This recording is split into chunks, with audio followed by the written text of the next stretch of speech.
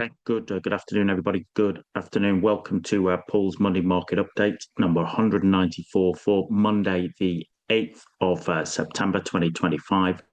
I hope you're all well. Sorry, we're starting a little bit late, a little bit of a tech faff there, as always the way, isn't it? But anyway, we're here now and we're good to go. I'd really appreciate it for those of you joining us for the live session. If you can confirm that you can hear my voice and that you can see the slides, if you can confirm that in the chat box, I'd really appreciate that, just to make sure that the tech faff is over. That would be much appreciated.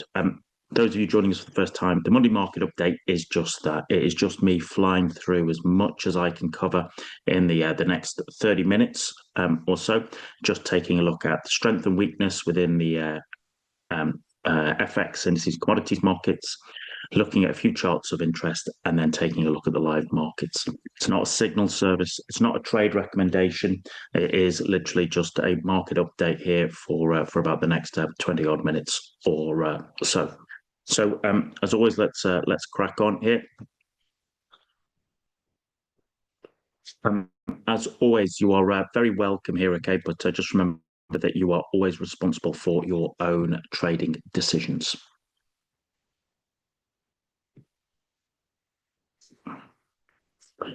And if you want a bit more help and support, the VTP Trader Accountability Group, the TAG group, to help you build discipline, accountability, and consistency is up and running, and you're welcome to sort of feed yourself into that.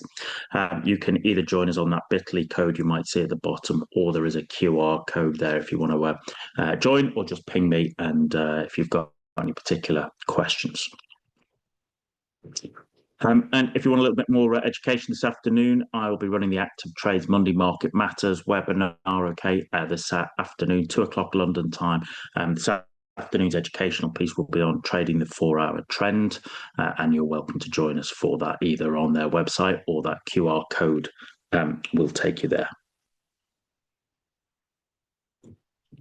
All right, let us take a look at what's actually going on then. All right, so if you're new to trading or new to joining us, what you'll realize that this is basically, it's a kind of a few snips from my own model that I do at the weekend, looking to identify where's the strength, trend, and momentum within FX markets, but also indices and commodities. What is this telling us? How can we decipher this? Well, here we are. We are up into week 37 of the year. Okay, 8th of September. Where's the strength? Where's the weakness going on? Well, what we've seen Swiss franc jump its way back to the top of the pile. Probably a little bit of a reflection of some of that American data last week, which the jobs data was pretty weak, wasn't it? Okay, didn't exactly fill people with lots of confidence, and also we saw sterling weakening as well there, and we can see that rolling off there. Okay, and this was before any of the shenanigans with regarding to the resignation of the deputy prime minister. I think pretty much we've talked about a little bit about how sterling has been basically flying on vapors for a while there, and has been a case of it's been benefiting from the tariff shenanigans and an anti-US dollar trade. Okay, but once you dig into it, you realise that that sterling strength has been weak. But I've been saying that for pretty much the last few months. Euro remains the kind of consistent one there, okay, in terms of being in the top two pairs. And the bottom is not massively different, okay? Kiwi dollar is still bottom of the pile, it's not scoring anything, and US dollar is also weak now. We'll look at the dollar in a moment, okay, to have a little bit of a look at that and see how that particularly played out. Japanese yen, okay, is going to be of interest. Of course, what we've had is Mr. I think it's Shiba, the Japanese Prime Minister. He's kind of announced he's standing down over the weekend.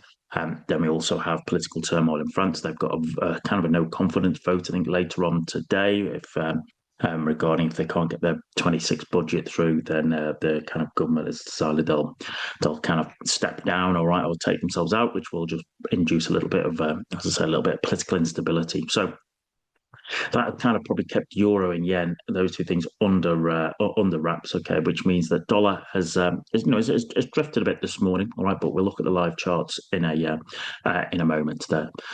Certainly what we've also seen is a kind of a little bit of Aussie strength which has been creeping in continues to sort of play its way through there. Interestingly, as I said, even though sterling has dropped its way through, there's still in terms of the individual sterling, quite a few of them are still in what I'd call STAM 1 buying environments. Okay, that's what we're looking at. When I start to look at indices and commodities, kind of interestingly, okay, the Dow, the S&P, all right, they are back in strategic buying environments. As they've even despite the kind of jobs data last week, all right, they've still managed to sort of work their way higher, including the Russell's also strategic buying. What we have seen is, Nikkei remains strong, even despite the sort of events of the weekend.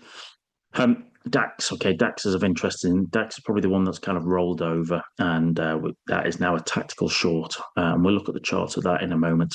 Oil remains strategic short. Gold still remains a strong strategic buy, as we talked about the last couple of weeks, as does silver. The VIX is bullish, but Bitcoin is also tactically bearish, right? So there is a bit of it's not all aligned as it was, a few weeks ago, but it's probably easier to look at that when we sort of open up and look at the charts themselves in a few moments' time.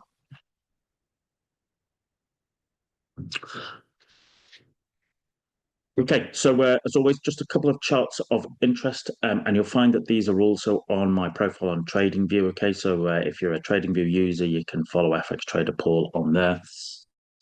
This is XLF, all right, the financial sector ETF weekly chart. As always, we can see that it has been, a pretty strong uptrend there. Yeah, we did have the little the sort of tariff shenanigans there, but that pretty much affected everyone. But what was of relevant importance to us is that basically we returned not only to the pre-tariff announcements, but actually, as you can see, working our way higher.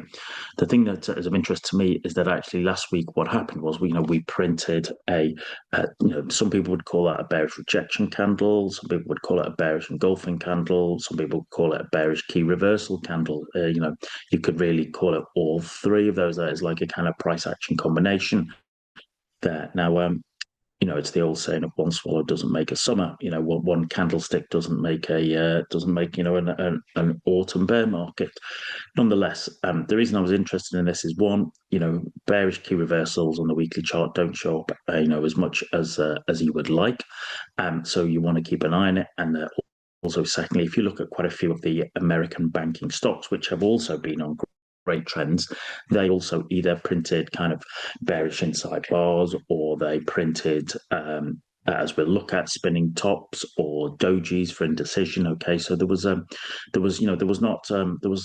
bit of let's say indecision there across a lot of those American banking stocks. Now, admittedly, we had a week of bad jobs news. Okay, this week we've got PPI and CPI. Okay, data coming out, and then of course the week after is FOMC. So we've got, a kind of interesting 10 days ahead. All right, give us an indication on the kind of the sort of state of the US economy. As I said, I don't necessarily think that this is just like, a warning signal that everything's going to roll over. But, I certainly always take a note of, if a key reversal isn't the top, it normally means that the trend is near the end. It's running out of steam.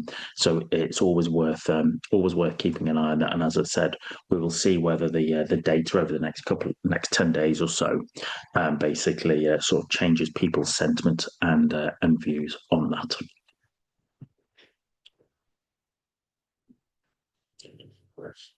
Yep, and one kind of reflection of this, Bank of America, BAC, as I said, if you look at all of the major American banks on a weekly chart, they all put interesting price action in last week.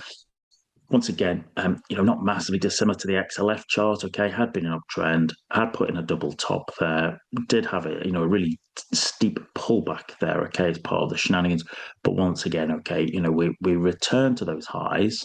We return to this high, put in a kind of a bit of a flag, not the most prettiest, but then interestingly, we pushed to highs over the last few weeks. But last week is at the $50, a big round number. What's happened is we've printed, that is, I would call that an inside bar spinning top. All right, So once again, not necessarily a sign that everything's going to roll over, but as I said, when you're looking at XLF and a few of those American indexes, American banking stocks, my apologies, you just start to think, well, okay, is this the end of a run or just a pause? All right, for over the next 10 days. At the moment, I think it's probably the latter. It's just a bit of a pause in front of kind of 10 days of 10 days of interesting data. But of course, that might change as we see how the data comes out over the next 10 days or so. So it is worth adding to your watch list to watch how you see these play out over the next 10 days or so. So as I said, that's Bank of America, but you could look at quite a few of those big major American banks.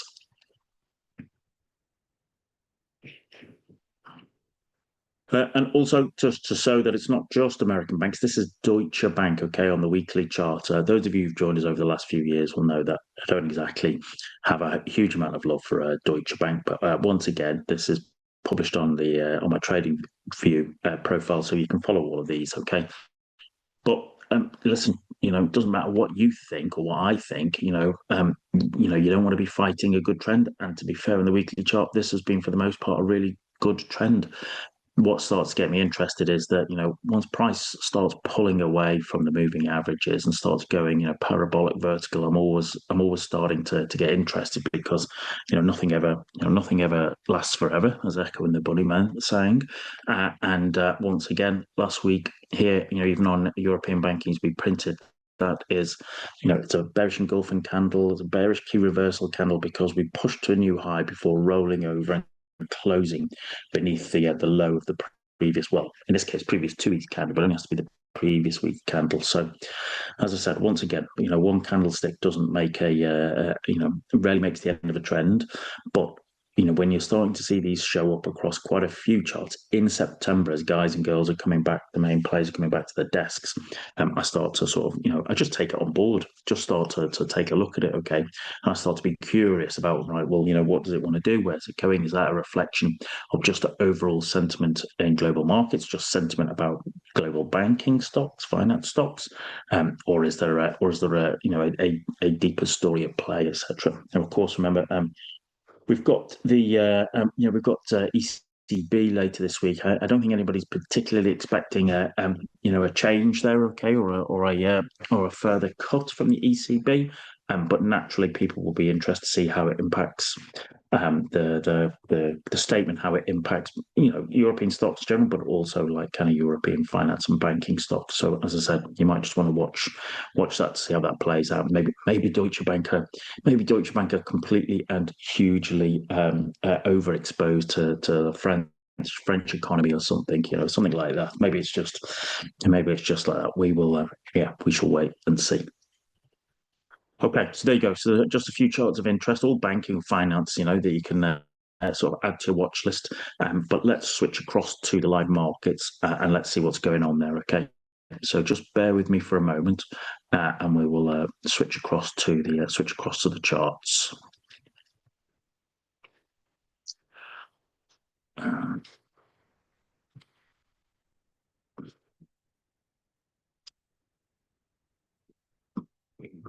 Okay, so I am hoping that you can still hear me. I'm hoping that you can see the charts now. So this is primarily a kind of indices and commodities profile. So I've got Dow on the daily, NASDAQ on the daily, S&P 500 on the daily, Russell on the daily, FTSE on the daily, Nikkei on the daily, DAX on the daily, oil on the daily. Okay, oil continues to basically on that daily chart, continues to work its way lower. Okay, so I see it pretty much stuck in a kind of little bit of a range there between a kind of about $60 and $65. It's not massively exciting to me at the moment. I'm sure others, may differ in that view, and that's absolutely fine. What we really want to start looking at is a couple of the indexes. So let's have a look at even like S&P 500. Why don't we go up to the weekly chart? See the weekly candle for the S&P 500. some people might call that a dragonfly doji. Some people might call that a spinning top. Some people might call that a high wave candle. Some people might even call it, might call it even like a bullish pin bar. I would look at that. That's to me is a bit of a broadening formation. We've kind of, when you're seeing that, I see that as basically, we're clearing out kind of a load of the orders from previous weeks, etc., and we're up at highs and we're up at kind of that round number 6,500. So, that wouldn't fill me with, massive amounts of, bullish giddiness or fervor. But certainly, when you go down to the daily chart, I still see us as, we're still above the kind of daily 20 period moving average. I mean, every time we've come back, we've never really been able to stay beneath it long before we've pushed our way up. So, maybe it's a case of that, 6,500 holds, the daily 20 holds, that keeps us in a bullish thing. But if we break, well, then we're back down to the 50. Okay. So at the moment, I remain bullish on that. All right. Even though maybe not necessarily exciting, but you have to trade what you see. Interestingly, Nasdaq. Okay, let's just quickly look at a weekly chart. Nasdaq, once again, it kind of looks more like a what I would call a bullish momentum pin bar there, as in it is, it's a bullish. There's a bigger wick to the downside, and it's momentum, as in it is supporting the existing momentum there. We haven't broke any structure. Once again, it's kind of broadened out there. It's a kind of, you've had a pin bar followed by an inside bar followed by another kind of pin bar there. So there is support there. It's whether there is enough support to push us higher. Excuse me, I do apologize. So the daily chart, interestingly, whereas we've just looked at the S&P, all right, the S&P has been holding above the daily 20, hasn't it? We had a high here last month, okay, in the Nasdaq, and actually, if you notice, we're coming back on it, and it's the 50 that is acting as support now. Is this an indication that basically, the Nasdaq is kind of ebbing a little bit, all right, in front of the more so than the S&P? Maybe that's part of that kind of bigger theme about S&P or rotations out of tech, etc. The reality is, you can pick whatever narrative you want, or whatever narrative suits. Ultimately, you have to trade what you see. That is still bullish, all right? I'd say that is still bullish, but I would be, watching the kind of the reaction of price between the 50 to 20 and price itself. If it keeps above the 20, that's bullish. If we start coming back into this 2050, especially when, as you can see, we had great separation here between the 20 and the 50. It was a real very strong trend. These are starting to sort of close up a bit, aren't they? So, and as I said, maybe it's just a pause, in front of all this data over the next 10 days. But, you want to be watching this, all right? Watch that. How is that affecting back home or close to home? Well, let's have a look. Let's start looking by DAX. Remember what I was saying? DAX, this is the DAX on the weekly chart. DAX led us back to highs after the early tariff shenanigans earlier this year, but the price action since, I think I might have said this on another webinar, that this is actually what I see as more like normal sort of summer trading, as in it's just shockingly all over the place. You're not really getting any particular joy or clarity. But actually, as I was saying, you can just see it was just kind of starting to coil up a little bit. On the daily chart, on the daily chart, we had been holding above the 50 until we weren't, and we dropped it here, but came back up. But now, I look at this, all of these, these highs are all lower, okay, and we are here at the kind of bottom end of this, all right, at a previous level. Does it? Can it hold there, or are we going to roll over and fall away now? Admittedly, it's the French, political shenanigans that we're having to deal with this week. Yeah, but it has a knock-on impact. All right, it has a knock-on impact in terms of overall, investors' confidence or lack of it. So I'll be intrigued to see, what, if any, direct impact that has on the DAX. But as I said, the DAX has got enough challenges of its own, without any kind of, let's say, contagion from France. FTSE, let's look at FTSE, okay. FTSE, weekly chart of the FTSE, we pushed to the highs, and then we basically sort of bearish inside bar. This is still a supporting, pin bar, okay, because we haven't broken any structure, it's a pullback. But, we look at that on the daily chart, we are holding above the 20, aren't we? We're holding above the 20, a nice pullback, a nice double pin bar there. We've pushed our way up off that. But, we have, we've got what UK GDP is quiet week for the UK, okay, until sort of Friday morning GDP. And then really actually markets are probably more interested in looking at the shenanigans that are going on within Starmer's government and his reshuffles, etc. So yeah, I think quiet week until the end of the week. That's my view would be on FTSE. Let's have a quick look at some of the commodities. Gold, yeah, look at that weekly chart, bang, as we've been saying for weeks, coiling up over the summer, breaking out, pushing higher. Daily charts just showing just continued that, isn't it? That is, that's a daily bullish trend. Why would you be fighting that at the moment? Okay, don't be trying to pick a top in that, because that would just be an Egypt thing to do.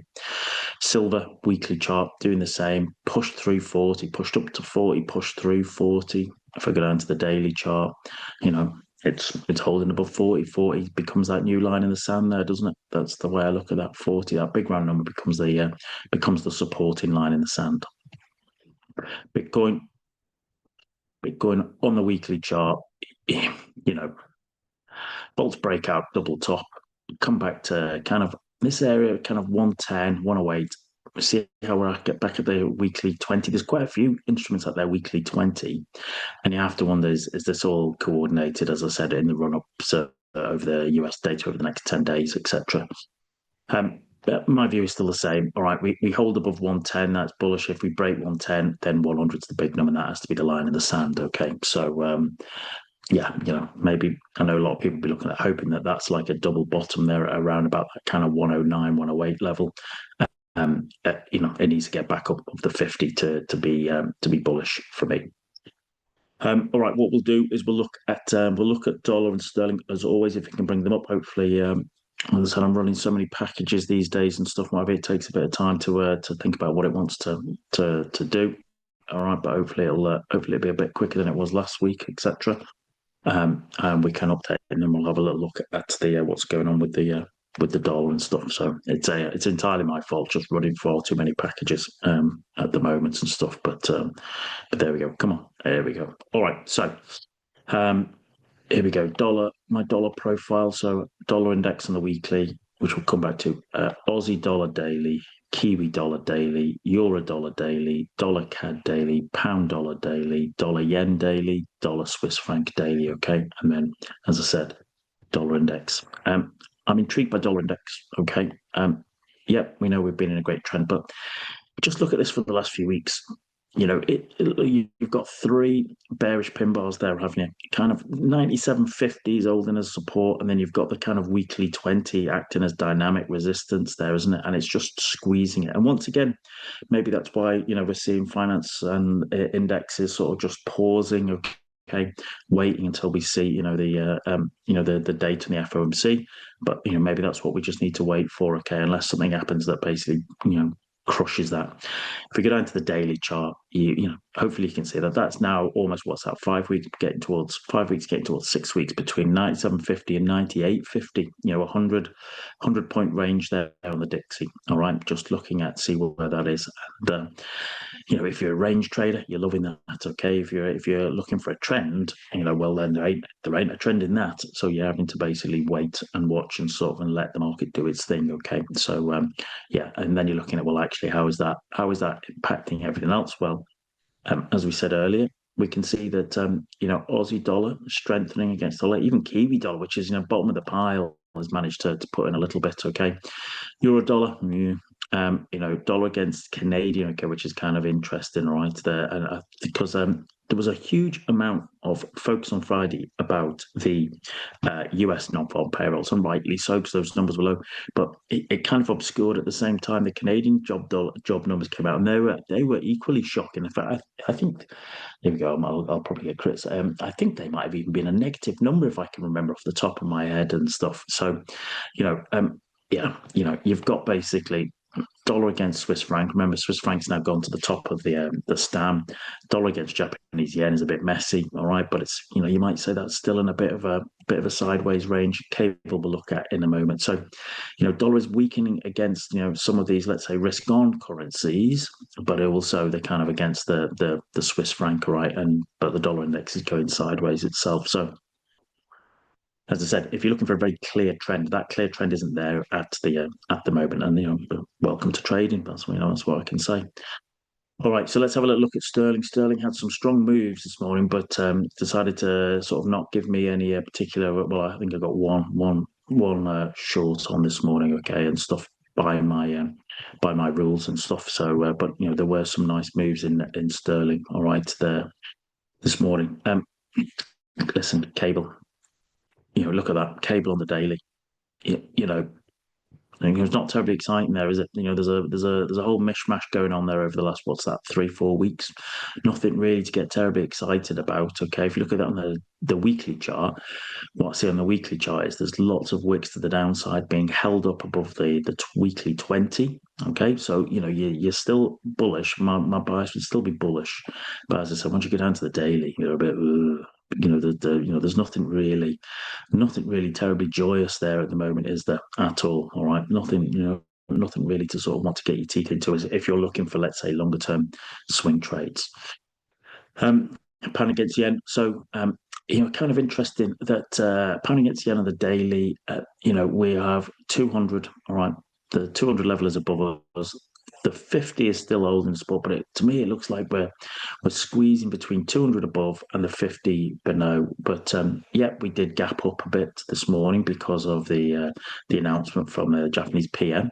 All right, but considering Japanese yen is supposed to be, super weak, this is not exactly a great sign of sterling strength either. Nothing. It kind of like makes me a little bit concerned about that. Pound against Swiss franc, we've been saying this for weeks, haven't we? It's just literally, this is pound against Swiss franc on the daily chart, and it's just literally pivoting its way there around that 50-period moving average. The fact that it's drifting down is just an indication of like sterling losing any strength and Swiss franc strengthening again, so it's interesting. You've got some of those condols rising off the back of some of the China data not being as bad as they'd hoped. So that you'd maybe think, oh, well, there we go, there's risk on. But then also you've got Swiss franc strengthening, which would naturally make you think, well, hang on a minute, that's risk off. So, it doesn't really know what it wants to do at the moment. And that's fine. That's fine. It is what it is. Part of it is just doing your analysis, so you're in a position to sort of, sit on your hands. Look at that, pound Aussie, pound New Zealand. Remember, New Zealand dollar is the weakest of the STAM, but it's still managed to strengthen against sterling. Pound Aussie has been on a tear. That is basically, and this is what I like about the STAM, is watching this sterling weaken whilst the Aussie has strengthened, is what has given us this great trend over the last sort of a few weeks. Pound CAD, flip a coin. All right, flip a coin on that. Okay, at the moment, we look at euro against sterling. Go up to the weekly chart. Euro against sterling, it's wicks. It's holding up, but I wouldn't exactly say. I'm terribly bullish. All right. If I look at the daily chart, we're pivoting above the sort of the red daily 50, aren't we? That's the way I'd look at it. That we're just kind of grinding our way there. There's nothing really. I can't say anything there really excites me as a kind of long-term swing trader. Now, maybe Thursday with ECB and Friday with GDP, maybe we get something that gives us some real clarity and we get, a trend of sorts like this. But at the moment, I don't particularly see anything there joyous there. Okay, if you're looking to be a sort of longer-term swing trader, all right, there's nothing there to get me remotely enticed. Okay, so you just sit and watch. Okay, there you go, ladies and gentlemen. All right, I appreciate we overran a little bit, but as I said, lots to share with you, lots to chat with you about. I hope you found that useful. I hope that's given you a little bit of insight into the markets for the week ahead. I wish you the very best success in your trading and investing endeavors this week, ladies and gentlemen. Have a fabulous week. As I said, a fair bit of data coming out later on in the week, so make sure that you're on top of the news flow, make sure you're on top of your order flow, make sure you're on top of your risk management. Have a great trading week, everybody, and I'll speak to you soon. Cheers.